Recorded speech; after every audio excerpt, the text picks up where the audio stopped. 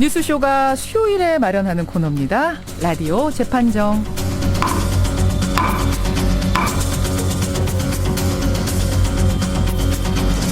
논란이 되고 있는 이슈나 인물을 저희가 스튜디오 재판정 위에 올려놓습니다. 그러면 여러분 들으시면서 배심원 자격으로 문자를 보내주시면 되는 거죠. 오늘도 두 분의 변호인 나오셨습니다. 노영희 변호사님 어서 오세요. 예, 안녕하십니까. 제가 한마디 먼저 좀 말씀드릴 게 있는데요. 네. 지난주에 제가 늦어가지고 여러분들한테 본의 아니게 죄송한 일을 벌였는데 그게 왜 그러냐면 사실 제가 뺑소니 교통사고를 그 주에 당했었거든요. 그래서 몸이 좀 안 좋은 상태였는데 네. 일찍 오려고 집에서 나왔다가 또 길을 잘못 들어서 인천까지 갔다 왔습니다. 제가 경황이 없어서 그날 사과를 못 드렸습니다. 죄송합니다. 아유, 사과 시원하게 하셨어요. 손수 변호사님 어서 오세요. 네, 안녕하세요. 지금 우리가 오늘 이야기할 게 사실은 두 개가 있어갖고 좀 바쁜데 바빠도 두 개를 좀 꾸역꾸역 얘기를 해보고 싶어요. 뭐냐면 양심적 병역 거부자라고 불리는 그 병역 거부자들에 대해서 어제 2심 재판부가 무죄다. 이 사람들 죄가 없다. 이런 판결을 내려서 지금 굉장히 뜨겁습니다. 그러니까 종교적 신념이나 혹은 난 전쟁을 거부해. 총을 못 잡겠어. 이런 소신에 의해서 군대를 못 가겠다고 하던 사람들. 지금까지는 이제 감옥에 가야 했는데 이러면 안 된다. 이걸 존중해 줘야 한다는 판결이었거든요. 처음 내려진 판결입니다. 두 분 어떻게 생각하세요? 손 변호사님 어떻게 생각하세요? 저는 그 양심적 병역 거부라는 그런 표현 자체를 표현 자체에 동의하지는 않고 다른 표현을 써야 된다. 대체복무제라든지 이런 걸 써야 된다는 입장이고요.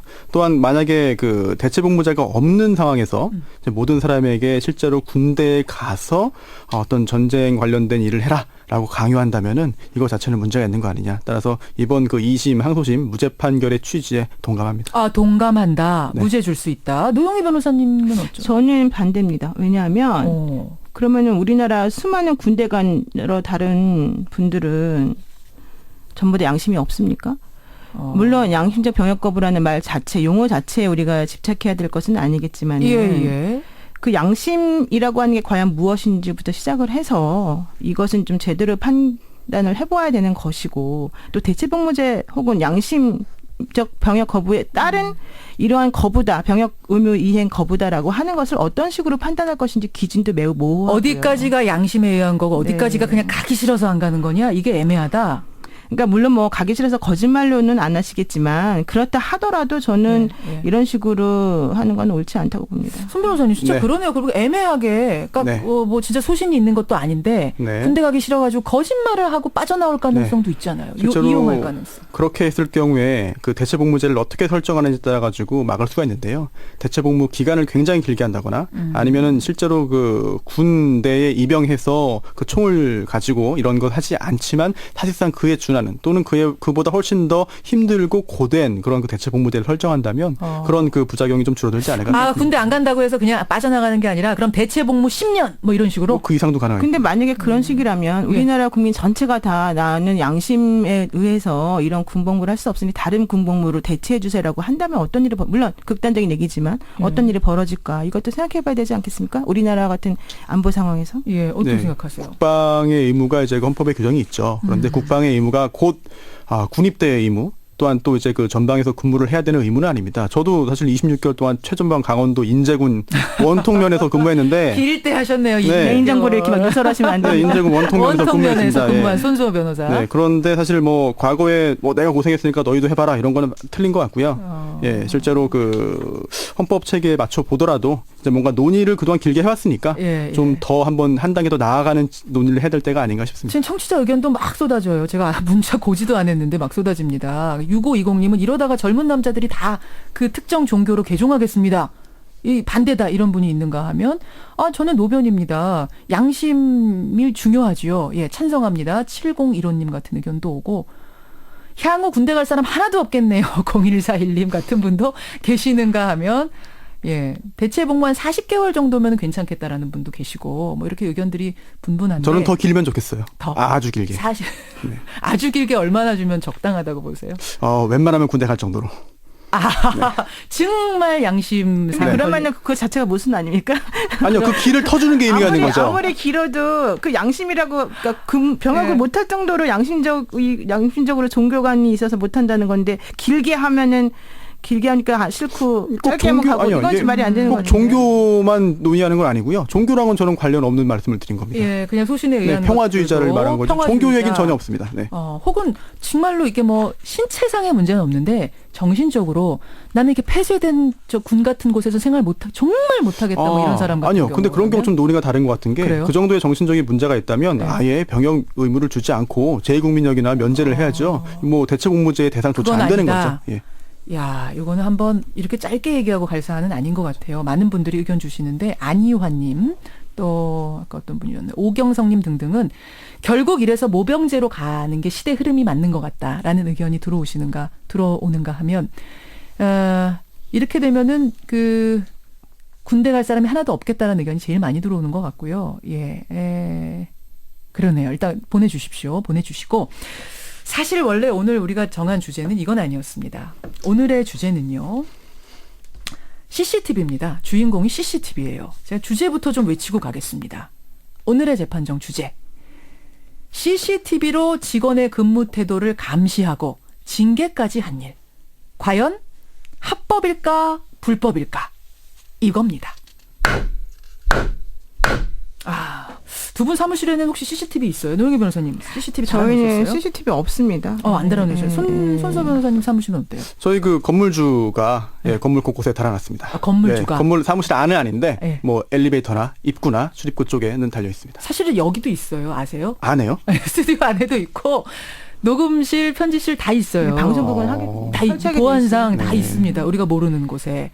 근데 최근에 한 경찰서에서 파출소 소속 경찰관의 근무 태만을 CCTV로 찍어서 징계를 했습니다.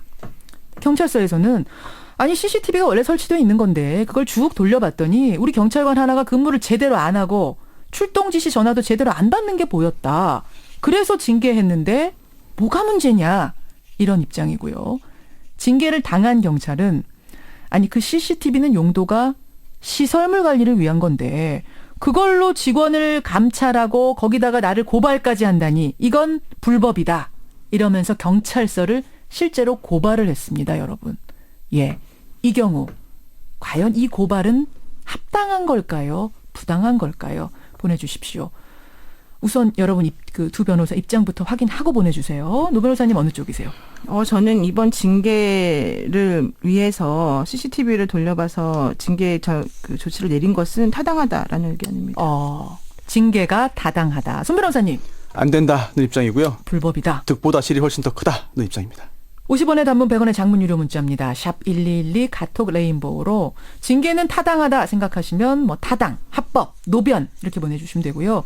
그렇게 징계할 수는 없다. 불법, 손변, 부당 뭐 이렇게 보내주시면 되겠습니다. 이게 정말 이게 그 경찰서만의 문제가 아니고 여러분 근무하는 그 사무실에도 CCTV가 요새 다 달려 있거든요. 그렇기 때문에 우리 문제입니다. 우리 문제. 손 변호사님. 네. 왜 불법이라고 생각하세요? 참 한정된 시간에 말씀드리기 어렵습니다만 간단하게 먼저 시작 부분부터 말씀드리면은 물론 경찰이 이제 그 직무를 제대로 하지 않았고 또 이제 그 결국은 그 일을 하지 않은 것은 잘못이죠. 징계를 받아야 되는 그런 대상인 건 맞아요. 또 잘못이고. 그런데 그 징계 과정이나 절차에서 더 큰 문제가 우리 시민사회에 야기될 수 있다면 이거는 막아야 되지 않겠느냐.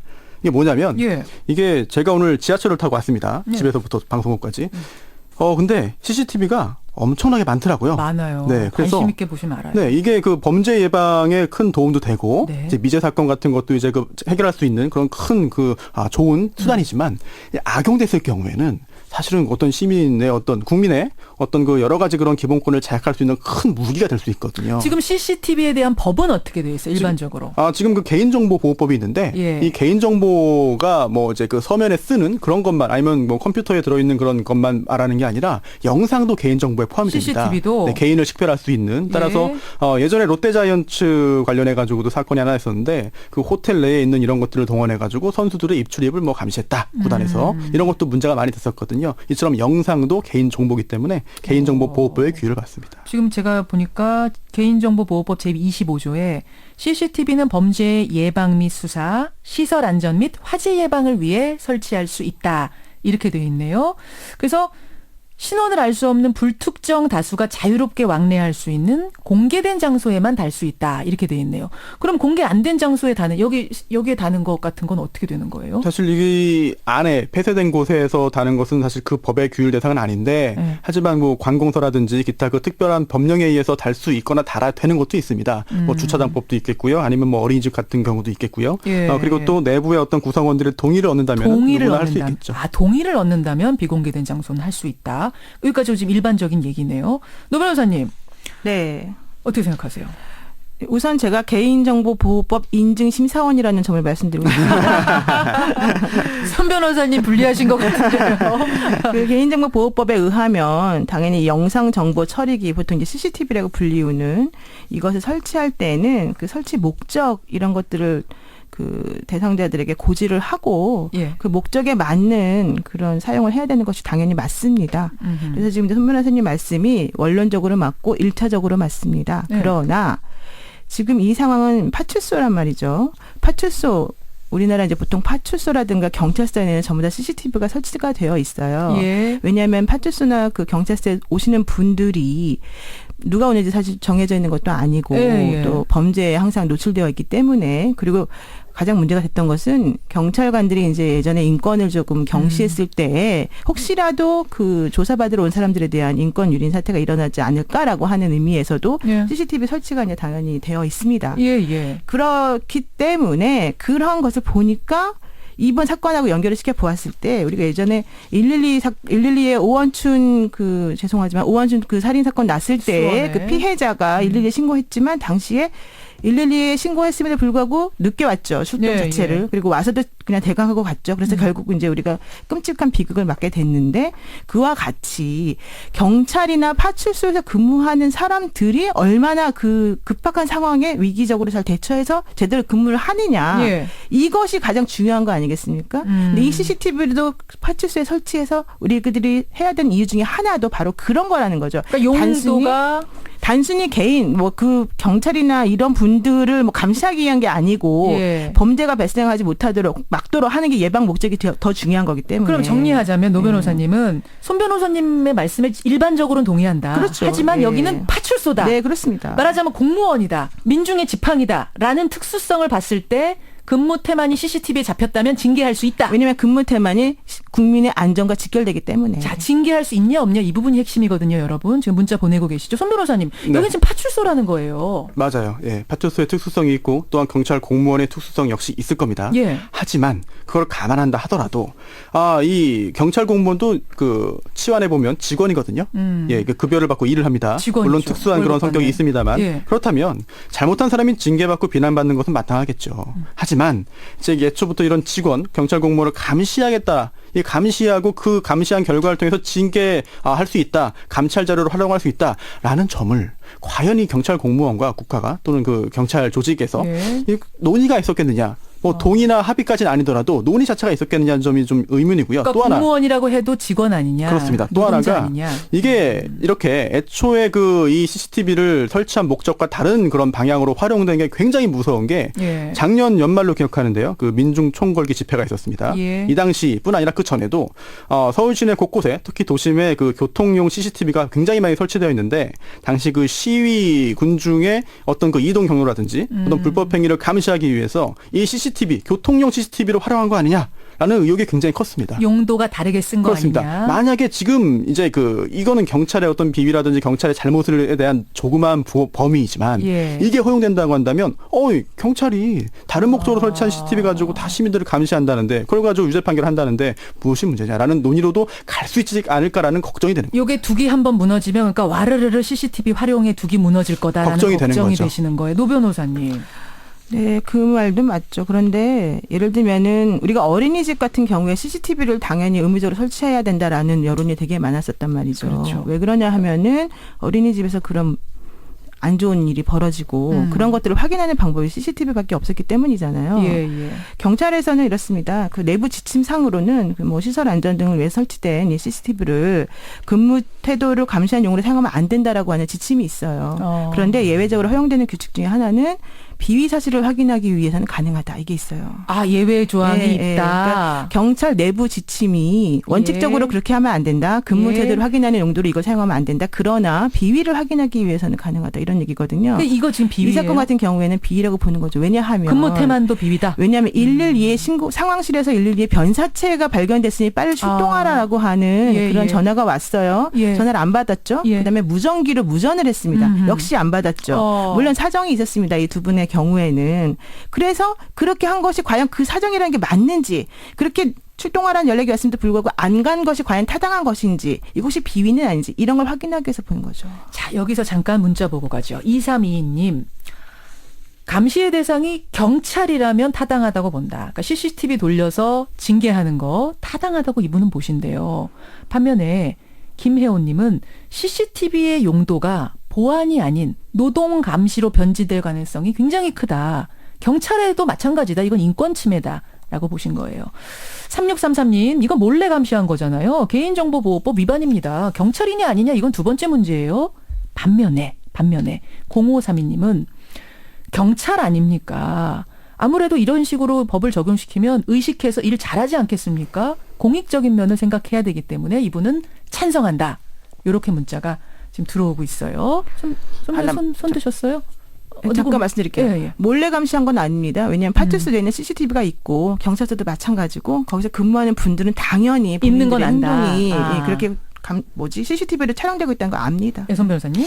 공익에 더 부합하는 게 무엇인지에 대해서 좀 생각을 해볼 필요가 있어요. 그래서 지금 경찰 공무원에 대한 어떤 철저한 처벌, 징계, 물론 공익에 부합하죠. 하지만 그 과정에서 이러한 절차와 그 형식을 취한다면은 오히려 공익에 반하는 거 아니냐. 왜냐하면 유명한 그런 미국의 판례가 하나 있죠. 미란다 판례인데요. 이게 미란다 원칙 다 아실 겁니다. 굉장히 유사합니다. 이 논의와. 왜냐하면 당시에 그 60년도 중반쯤에 초반에 미국에서 이제 굉장히 여러 차례의 전과가 있는 그런 미란다라는 사람이 18살짜리 여성을 이제 그 납치 강간했습니다. 그래서 현행범 체포됐고 자백됐어요. 그렇죠. 그런데 뭐 문제 없죠. 그런데 나중에 이제 그 자백을 번복했고 체포 당시에 그 변호인의 조력을 받을 권리라든지 아니면은 이제 그 묵비권이라든지 이런 것들에 대한 고지를 못 받았다라고 해서 무죄 판결이 선고됐거든요. 유명한 거잖아요. 실제로 미란다가 그 행위를 했다고 보는 견해가 굉장히 많고 그 후에도 또 유사한 범죄를 했다가 체포됐고 결국은 이제 사망했습니다. 그렇다 하더라도 지금 현재 이제 수많은 문명 국가에서 이제 그 미란다 원칙이 확립되고 특히 우리나라도 이제 결국은 체포와 구속에 있어가지고 굉장히 적법 절차 원칙이 확립되어가는 과정에 있는데 이렇게 한 명에 대해서 처벌하지 못하고 징계하지 못한다 하더라도 원칙을 세우고 부작용, 악용될 가능성을 줄이는 것이 훨씬 더 공익에 부합하지 않느냐라는 생각이. 알겠습니다. 자, 여기서 우리가 이제 정리를 해야 돼요. 여러분 지금 보내주고 계시죠? 이 징계, 이 경찰관에 대한 징계는 타당한가 부당한가, 합법인가 불법인가, 지금 실제로 재판이 벌어지고 있는 수사가 시작된 사건입니다. 여러분이 보내주셔야 되고요. 잠깐 확인할 것이 경찰관이 아니라면요. 노 변호사님. 사기업이라면 이 CCTV 돌려가지고 징계하는 거 어떻게 보세요? 저는 근데 항상 이렇게 생각해요. 이게 이제 개인정보, 즉 프라이버시권이 더 우선하느냐 아니면 공익이 더 우선하느냐라고 하는 건데요.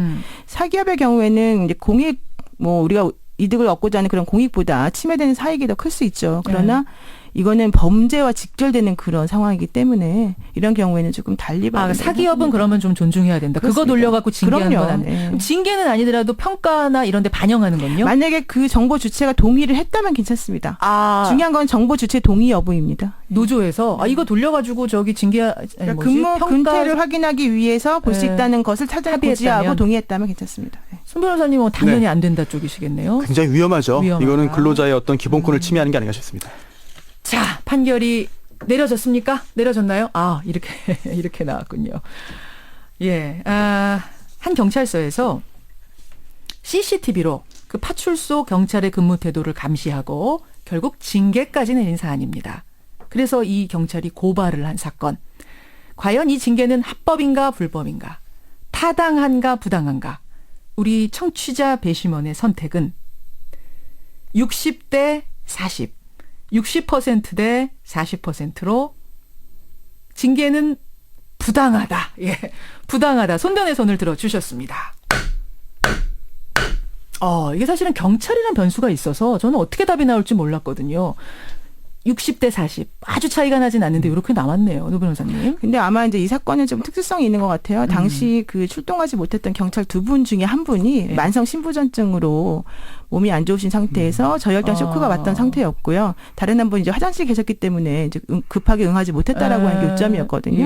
그리고 이제 실질적으로 특별히 이게 큰 사고로 이어지지 않았기 때문에 그런 것들이 좀 반영된 게 아닌가 싶습니다. 그리고 이게 지금 감시 사회에 대한 공포가 그렇습니다. 있어요. 우리 국민들이 이게 경찰이냐 뭐냐를 떠나서 CCTV가 너무 많고 뭔가 일을 벌이고 나가지고 여기서 일을 벌였다는 거 이상한 일을 벌인 건 아닌데 일을 하고 나서 보면은 위에 뭐가 달려 있고 기분이 언짢아요, 손 변호사님. 그렇습니다. 이게 잘만 활용하면은 여러 가지 순기능도 있지만 악용됐을 경우에는 정말 온 국민을 통제할 수 있는 그런 그렇죠. 무서운 흉기 될 수 있으니까요. 그 부분 조심해야 될 것 같아요. 근데 왜 제 뺑소니는 못 잡는지 노 변호사님의 교통사고 뺑소니 목격하신 분들 자수하십시오. CBS로 연락 주시면 되겠습니다. 몸은 괜찮으신 거죠? 네, 괜찮습니다. 다행입니다. 여기까지 오늘의 라디오 재판정 손수호 변호사, 노영희 변호사 두 분 고생하셨습니다. 네, 고맙습니다. 감사합니다.